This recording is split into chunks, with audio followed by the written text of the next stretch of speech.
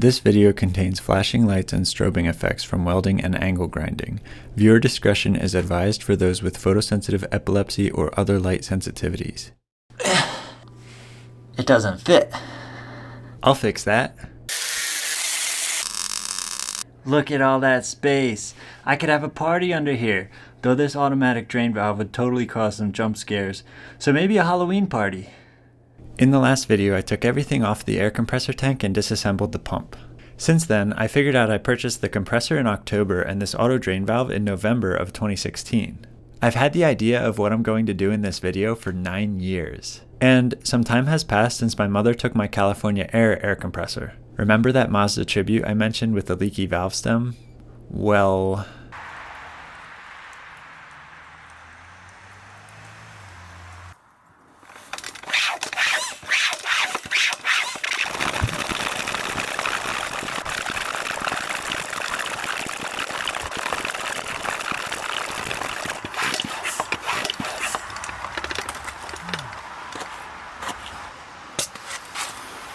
Alright, let's get to working on this compressor tank. My neighbors love it when I angle grind at night.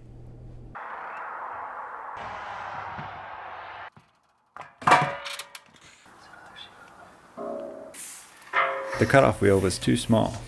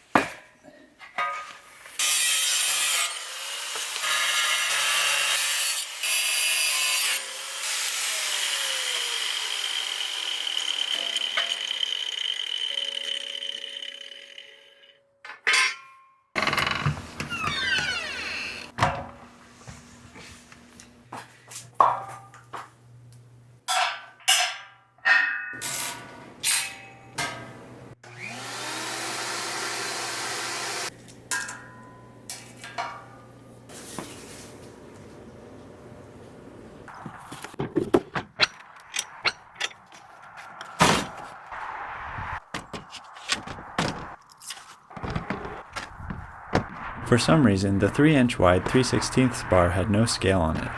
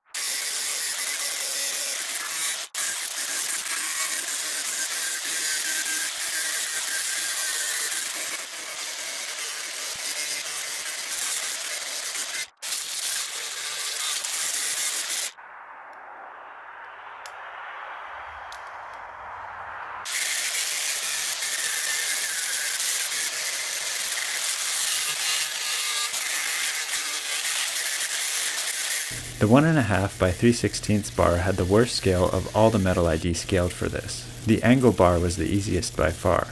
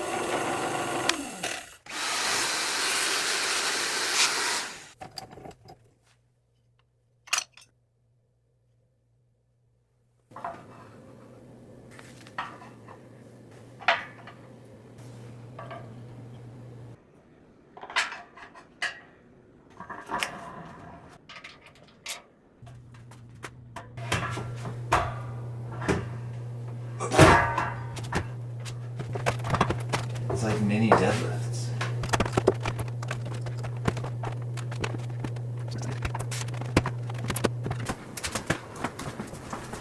Not too bad.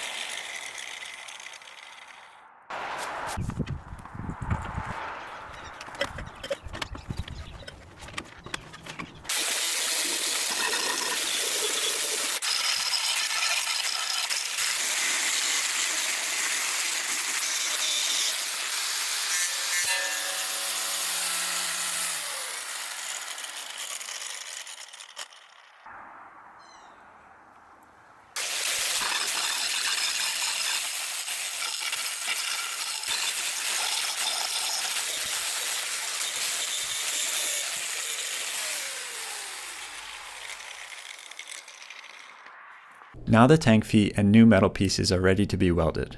I want to record the welding process. I don't want to damage my camera's sensor. I also don't want to spend a bunch of money on a UV filter. Well, I know a little bit of material science, and I have some spare 1/4-inch polycarbonate sheet laying around. Commercial grades of polycarbonate have UV absorbing layers co-extruded with the sheet, or UV absorbing stabilizers mixed into the polycarbonate material. This results in light transmission dropping below 400 nanometers, reaching full absorption at 380 nanometers. The nomenclature gets a little bit funny here because I'm saying below 400 nanometers, but I'm also referring to light with higher energy. The energy is above, but the wavelength is below. Check out figures 7 and 14 from this paper published by the FAA in 2007. Link in the description. I actually feel more comfortable using a piece from this polycarbonate sheet than I would using a UV filter made for a camera lens. Those are often barely a millimeter thick and don't specify a cutoff wavelength. This polycarbonate sheet is 1/4 of an inch thick, and I know it's UV stabilized because one application it's advertised for is replacing windows. That means it's effectively equivalent to a UV 400 filter. It's a very thick one.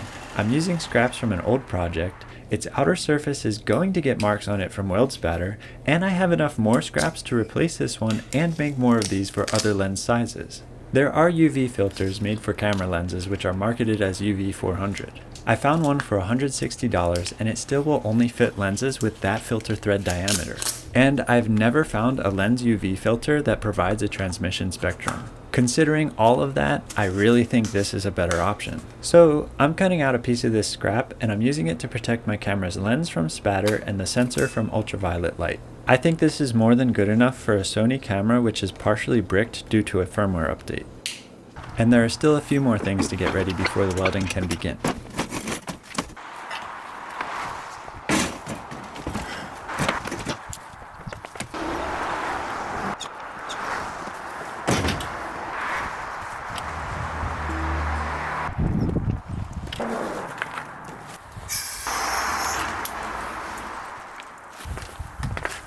You're seeing this right. I'm about to power my welder with the level 2 charger for my Nissan Leaf. Shout out to Technology Connections here on YouTube for teaching me that this is a thing. Link in the description.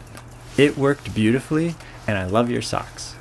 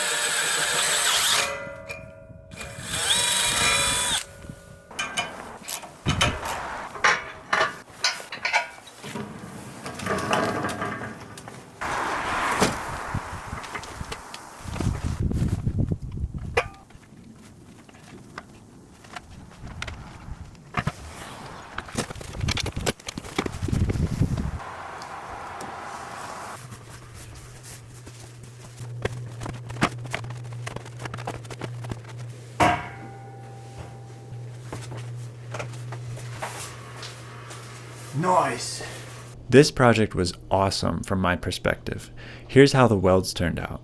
And if you didn't guess this already, these images are photo proof that I don't have any professional training or certifications in MIG welding.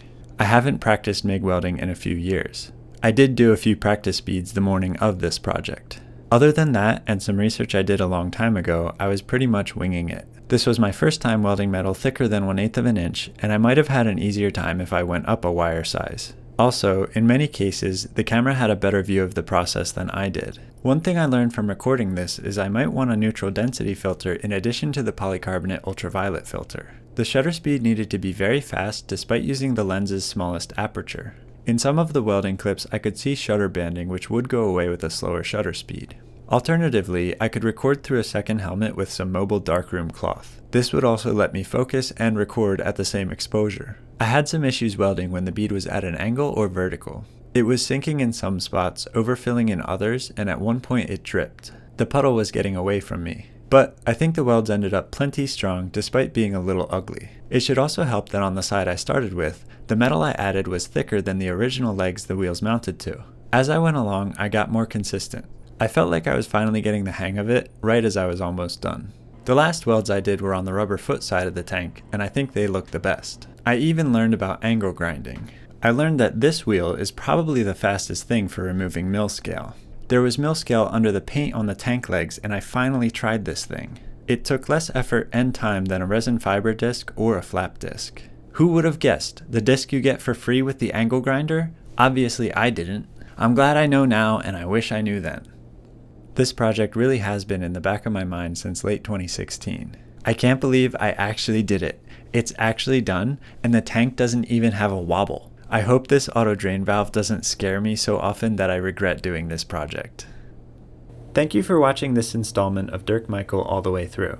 There will be a part 3 of this air compressor project if you're interested. You're gonna rip it.